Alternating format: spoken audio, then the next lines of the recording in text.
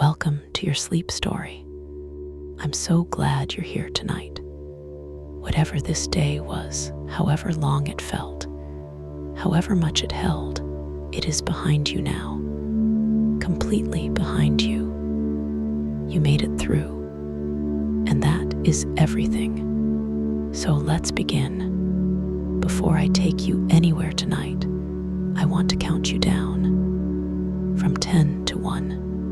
And as I count, I want you to allow yourself to sink just a little deeper into wherever you are right now. Feel the weight of your body. Feel what is beneath you, holding you. And with each number, just let go a little more. 10. Allow your eyes to close. Gently, completely. There is nothing you need to see right now. 9. Feel your shoulders and let them drop as far as they want to go. 8. A slow breath in through the nose. 7. And all the way out. 6. Your hands. Feel them opening. Whatever you've been holding today, you can put it down now. 5. Your jaw is soft. Your face is soft. 4. Your legs are heavy, warm. 3. You're drifting, not asleep yet, but moving that way. 2. The day is behind you, completely and entirely behind you. 1. And now, tonight's sleep story, the relaxation. Before we go anywhere, I want to stay here with you for a moment. Just here, just now, because this moment, this exact moment right now, where you are lying in the quiet, deserves a little attention, a little kindness. Take a breath in for me, from the very bottom of the belly. Good, and let it go. And as you breathe out, I want you to imagine that everything you were carrying today, every worry, every unfinished thought, every heavy thing is just leaving with that breath, just drifting away.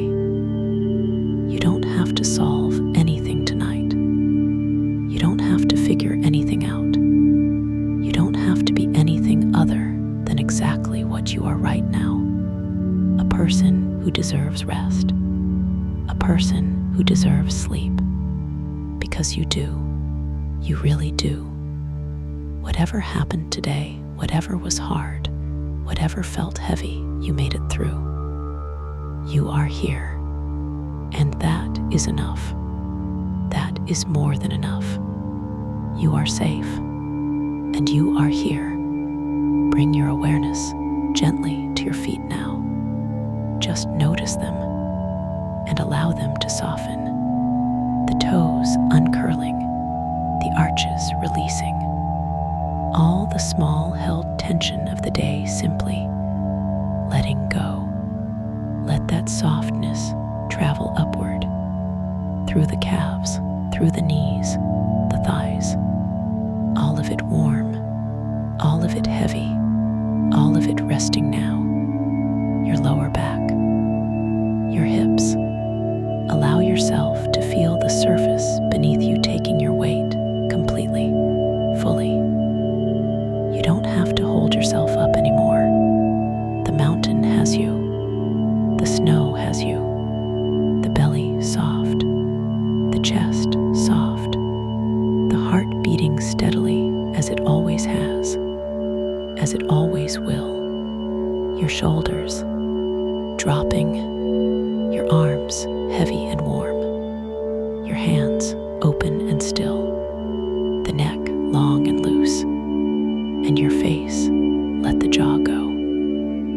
Let the forehead smooth. Let the eyes be completely still behind their lids. There you are, from the top of your head to the tips of your toes, completely soft, completely warm, completely at rest. You've done beautifully. Now, let me take you somewhere the snow is deep, and the village is quiet, and the inn has been holding travelers warm since long before you were born. Come with me, the mountain road. Imagine a mountain road in winter, not a highway, a road that winds, the kind that takes its time going up the mountain because the mountain requires it. Switchbacks cut into the slope, the road reveering direction at each one, the valley below dropping further with each turn. Snow on everything, not fresh snow, settled snow. The snow that has been here for weeks, that has compressed under its own weight, that has bonded to the road and the rock and the trees, and become part of the landscape rather than a visitor to it. The pine trees, their branches carrying the snow bowed slightly under it, the branch drooping, the snow balanced on the needles. When a little more falls, or when the wind finds them, they will release. The snow falling in a brief cascade, the branch springing back, the road cleared. Someone clears this road every morning.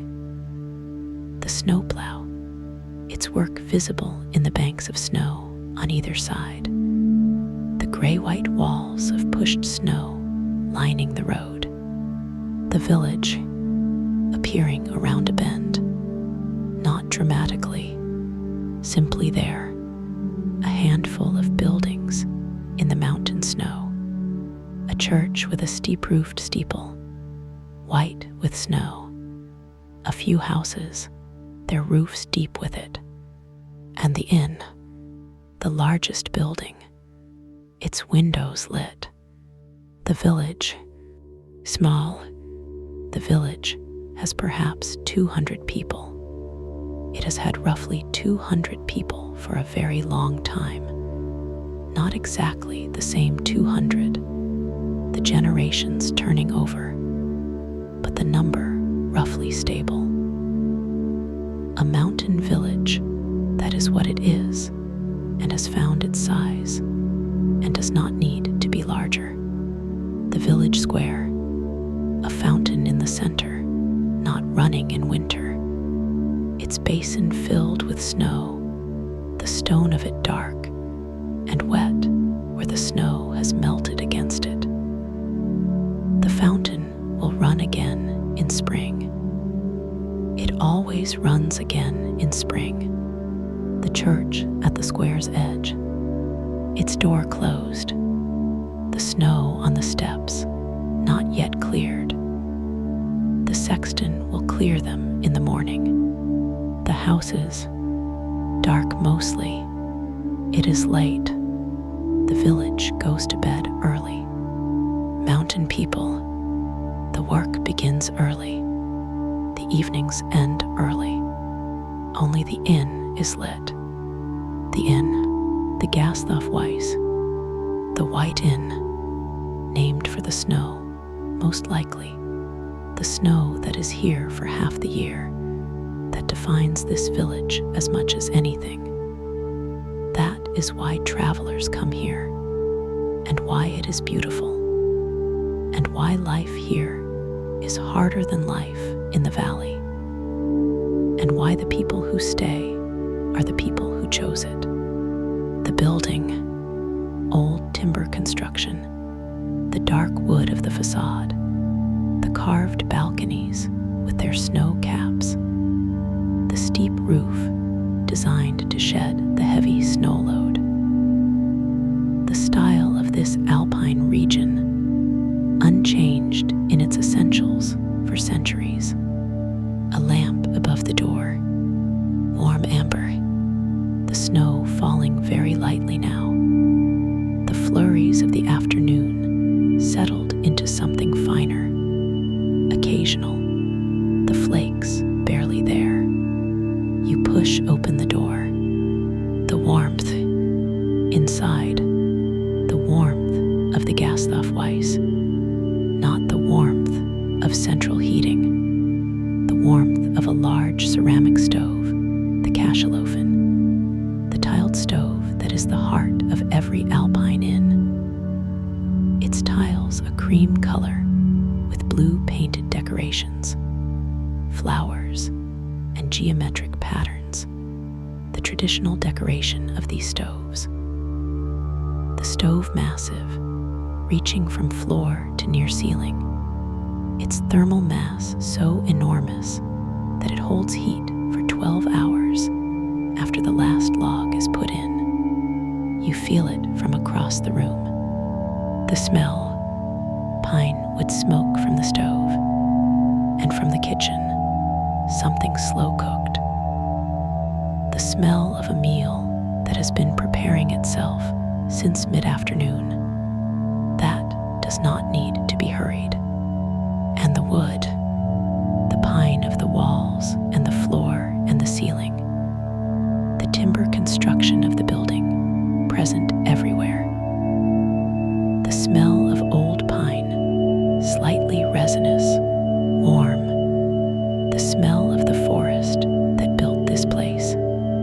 The bar, low along one wall, bottles behind it, the local schnapps, the wines from further south, the beer, the tables, simple wooden tables, a few guests, 2 men at the bar, talking quietly in the local dialect, their voices low. A couple at the table near the window, their meal finished, a single candle between them, and behind the bar, Anna, she is the innkeeper, 54 years old, her hair dark, pulled back, her hands, the hands of an innkeeper, the hands that have prepared rooms and made meals and carried trays and tended the Kasselofen and cleared the snow from the steps every morning for 23 years. She has been the innkeeper of the Gasthof-Weiss for 23 years.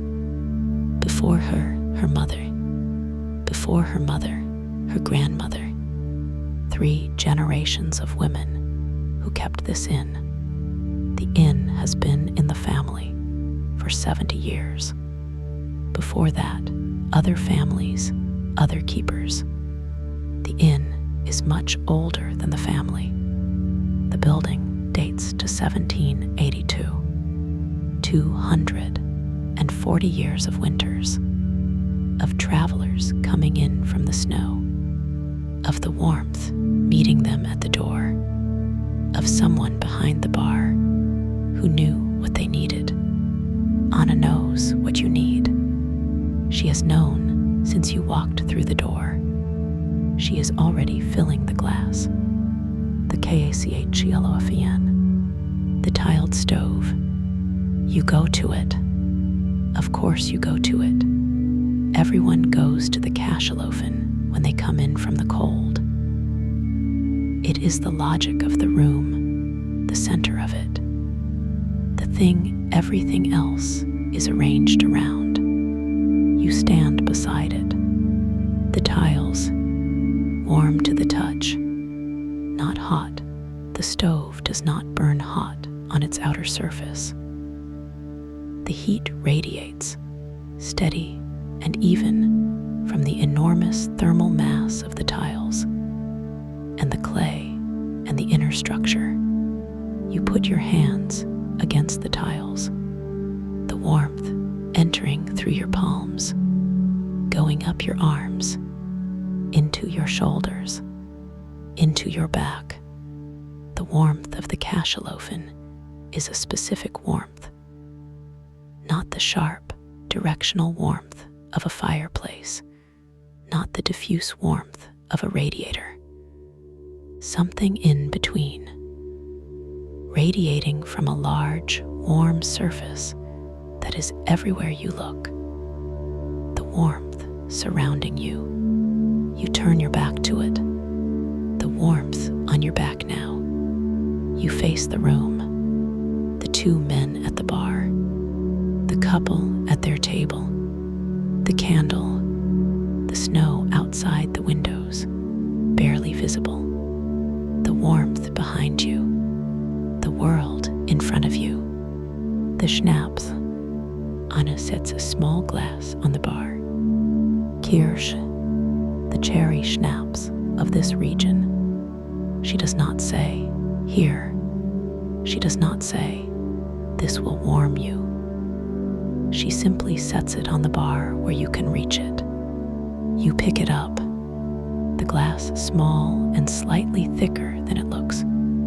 The glass of these mountain schnapps glasses, made to hold the heat. You drink the Kirsch, not sweet, not harsh.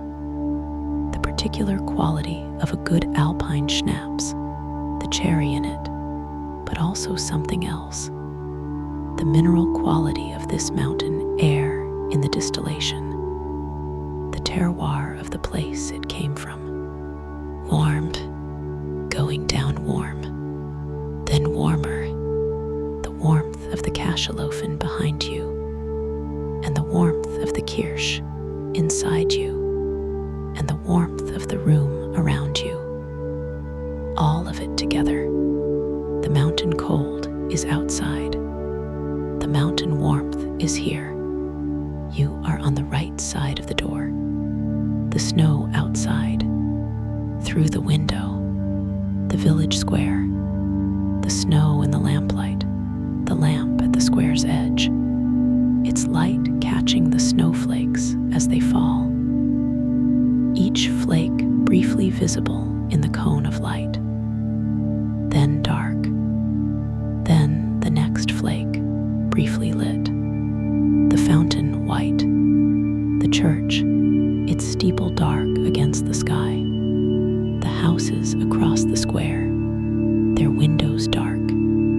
The whole village asleep or going to sleep. Only here, only the Gasthaufweiss, still warm and lit. The inn doing what inns have always done in mountain villages, providing the warmth and the light that the night and the cold require, holding the people who need holding until they are ready to go to their rooms, until they are ready to sleep. Anna behind the bar, the cachalofen behind you, the snow outside. What Anna, Knows?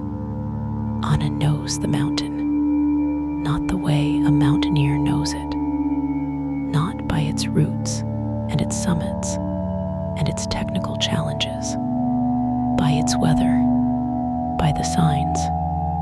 She knows when the snow is coming before it comes, a particular quality in the air, the way the light changes in the afternoon, the way the sound of the village carries differently when the atmosphere is loading with moisture.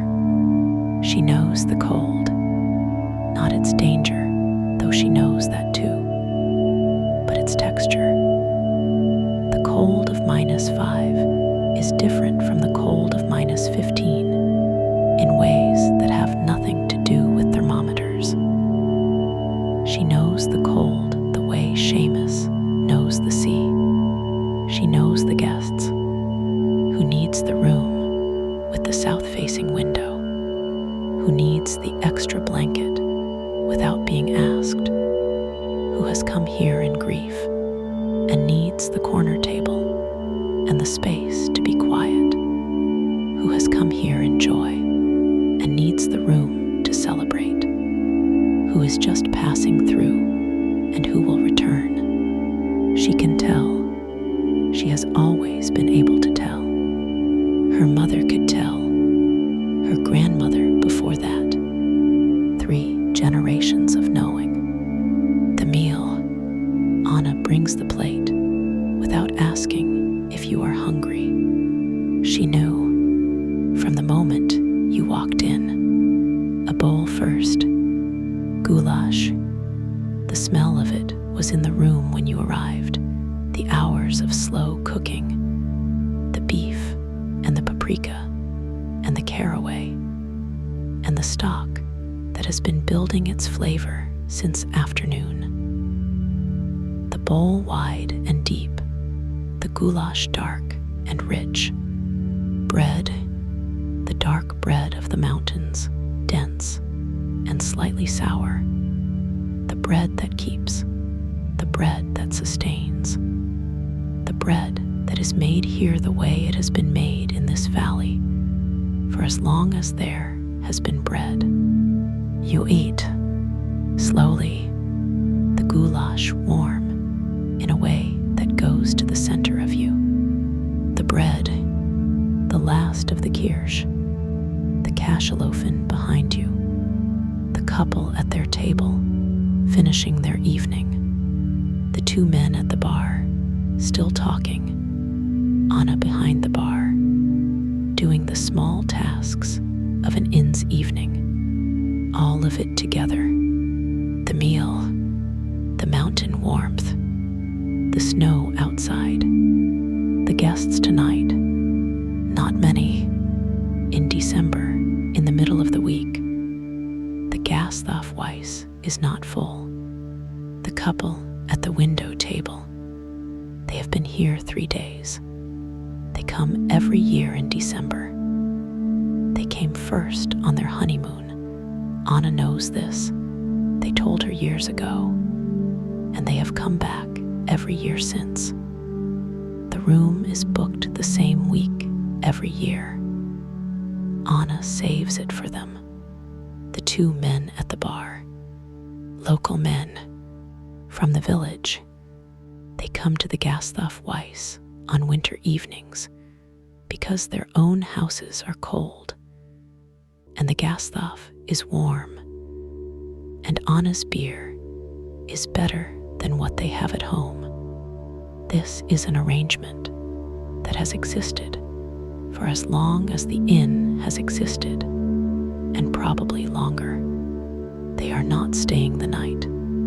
They will go home in an hour. Anna knows when they will go.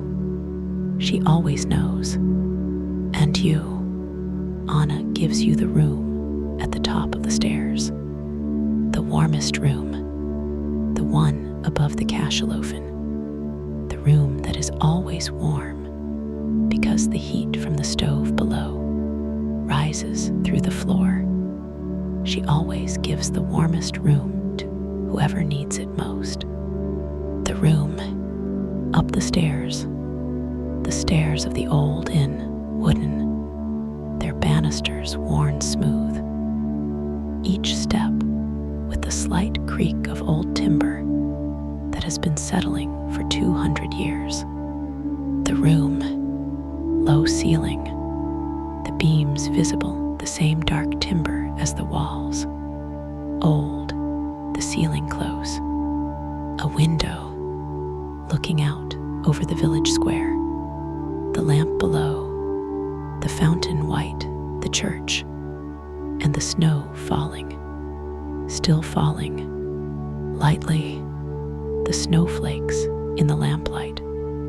The bed, wide, the duvet enormous, the alpine duvet, the fetterbit, the down-filled duvet that is the particular luxury of the mountain inn. Thick and light at the same time. The combination of down's extraordinary insulating quality and its lightness, warm without weight.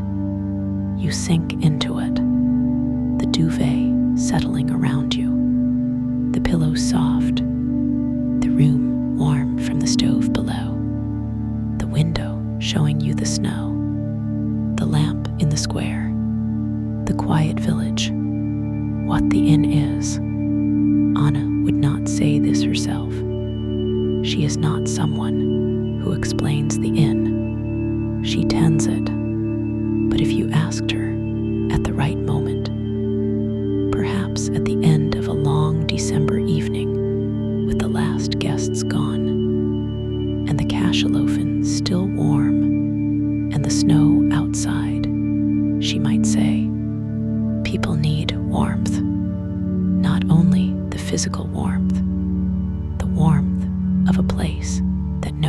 how to receive them. That does not ask who they are. That does not require them to explain themselves. That simply says, here is the room, here is the meal, here is the stove. The inn has been saying this for 240 years. Every winter, every traveler, every person who came in from the cold. Not to everyone, not as a grand gesture, not with ceremony. Quietly, practically, here is the room. Here is the meal. Here is the warmth. You are welcome. Anna has been saying this for 23 years. Her mother said it before her. Her grandmother before that. The inn says it. Through all of them, growing still, the duvet is warm. The room is warm from the stove below. The window shows the snow. The lamp in the square. The fountain white. The church steeple. The quiet village. If thoughts are arriving, and they probably are, because that is what minds do. They are not staying long. They come, you notice them. They go, like snowflakes in the lamplight, briefly visible, then dark, then another. You don't need to hold any of them. Just the duvet, just the warmth, just the window with its square of snow, just the knowledge that the stove is below, and Anna is below, and the mountain is around you, and the village is asleep, and all is as it should be. Peace lives in this inn, in the Cashalofen, and the 240 years of winters and Anna's 23 years of knowing exactly what each guest needs. Tonight it is yours. Good night. You are doing so beautifully. The day is done. You drove the mountain road tonight. You came in from the snow. The warmth met you at the door. You stood beside the Cashalofen and felt it go into your hands and your back. You drank the kirsch. You ate the goulash. You came up the stairs to the warmest room. The inn received you, as this inn has received people for 240 years, without ceremony, without asking anything of you. Simply with the warmth, and the meal, and the room, and Anna, who knew what you needed before you did. Carry it with you on the cold days, the days when the world feels bleak and the warmth seems far away. Remember this inn. Remember the lamp above the door in the snow. Remember the Cashalofen and the tiles warm under your hands.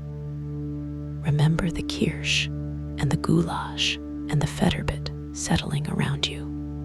Remember that somewhere right now, in a mountain village somewhere, an inn is lit. The snow is falling. Someone is behind the bar, and the warmth is there for whoever comes through the door. You know the way now, but tonight you are already here. The duvet is warm. The window shows the snow. The village is quiet. Sleep now, deeply, completely.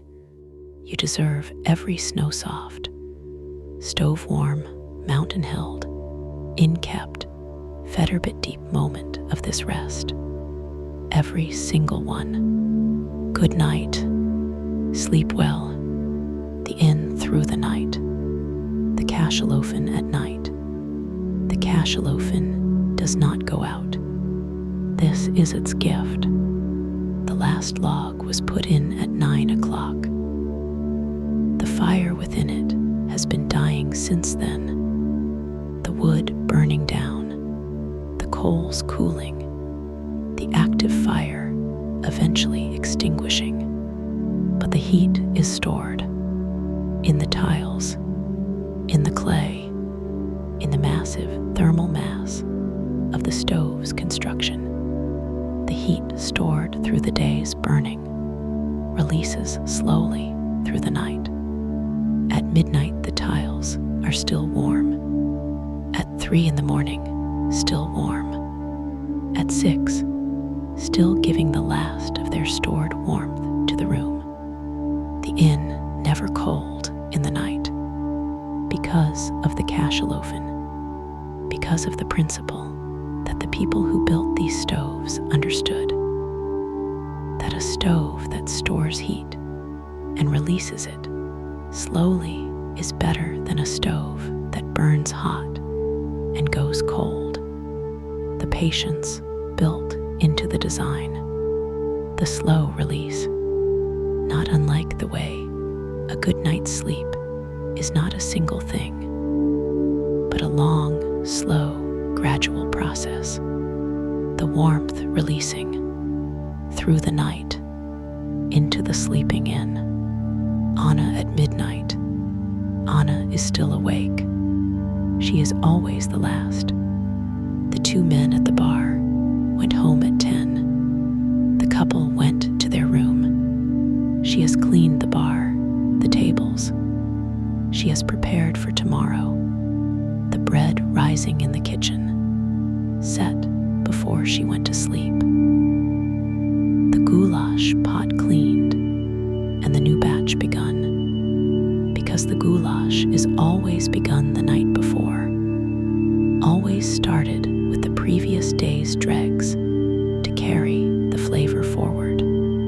She has done these things as she does them every night. Now she sits at the table near the cachalofen, her table, the table where she sits at the end of each evening, with her tea and the quiet of the inn around her, the cachalofen warm, the snow falling outside, the village completely still. She is not thinking about tomorrow, or not directing her thinking. The thoughts come. She notices them. They go.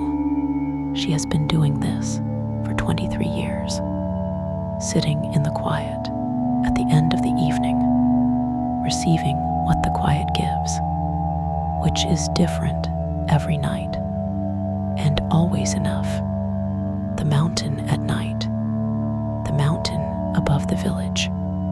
At night in winter, the mountain is entirely itself, not for walkers, not for skiers, not for anyone, simply the mountain, the snow on it, deep, permanent, the snow of the high altitude that does not melt in summer, that lies on the upper slopes year-round, the cold at the summit, 30 below, perhaps more, the wind, which is almost always present at the summit, carrying the cold, the stars above the summit, very clear, the altitude and the clean air of the high mountain making the stars as clear as they are above Yusef's desert. The same stars, different perspective.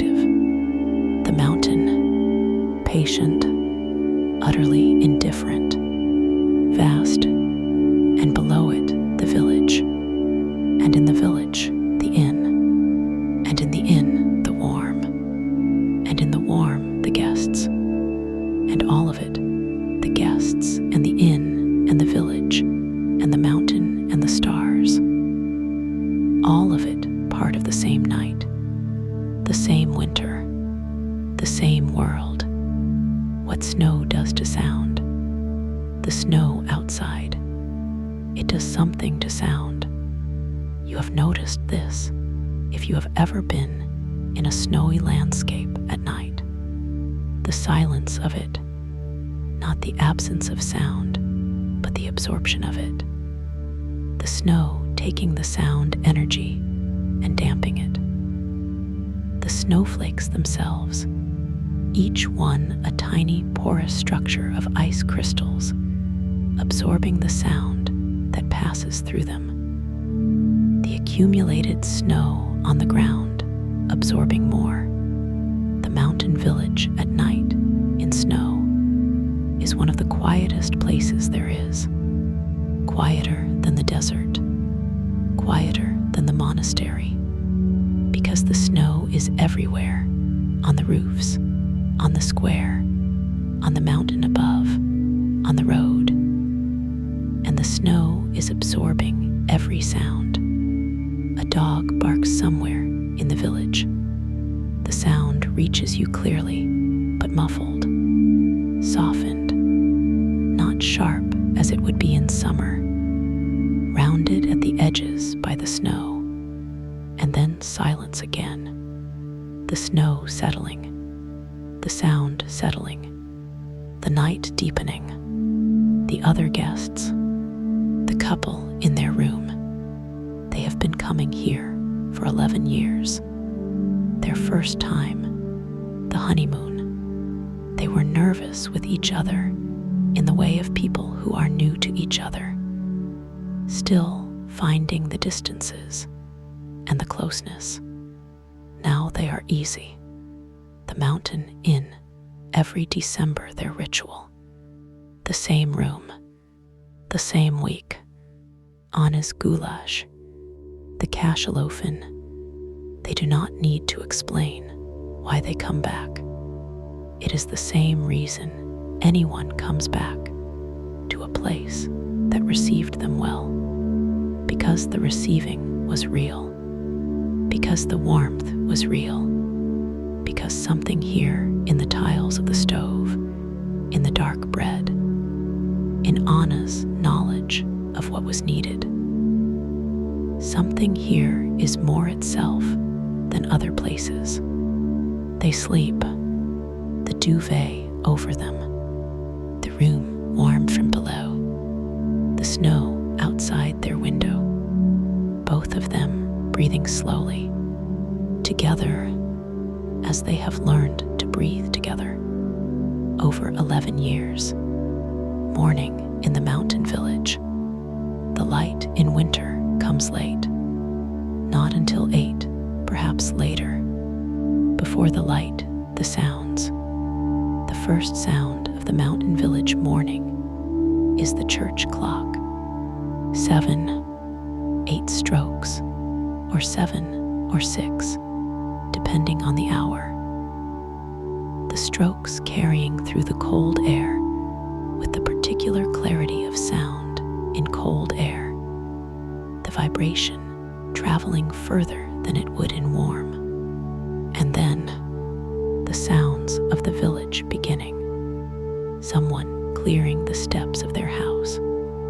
The scrape of the snow shovel, the particular sound of it. Iron on stone. The snow being moved. The smell of wood smoke increasing. The stoves being fed. The village warming. And Anna, already in the kitchen. The bread baked. The bread that was set rising last night is now in the oven. The smell of it finding its way up through the inn. The goulash on the back of the stove. The new batch begun from last night's dregs. The table laid for breakfast. The cachalofen receiving its first log of the day. The inn waking. The village waking. The mountain above unchanged. But you are asleep, still asleep. The warmest room, the fetterbit around you, the window showing the first gray of the winter morning, the snow on the square, the fountain white, and you will sleep a little longer. The mountain is patient. The snow will be there. The goulash will be there. Anna will be there. Everything will be there. When you wake, The cachalothin is warm. The tiles are releasing their heat. The inn is quiet. The village is asleep. The mountain is above. The snow is on everything. Anna is at her table. Her tea is warm. The couple are sleeping. The bread is rising in the kitchen. The goulash is begun. The lamp above the door is still lit. The snow falling. Lightly, the flakes in the lamplight. Briefly visible, then dark, and you are sleeping. Deeply, completely, peacefully, in the warmest room, in the Gasthof-Weiss, in the mountain village, in the winter dark, the cachalothin below, still warm, the mountain above, patient, the snow falling, softly, on everything. This is exactly where you should be. This is exactly what you deserve. Every snow-soft, stove-warm, mountain-held, inkept, Federbedeep moment. Every single one. You are safe. You are held. You are at peace. Good night, dear friend. Sleep well.